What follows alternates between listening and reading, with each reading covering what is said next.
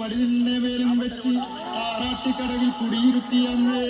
ഞങ്ങളുടെ ആട്ടം കാണുന്നവരുടെ ആപത്തൊഴിഞ്ഞ് അല്ലലൊഴിഞ്ഞ് കുടികൊള്ളണേ ആലിംഗലമ്മേ തമ്പുരാ.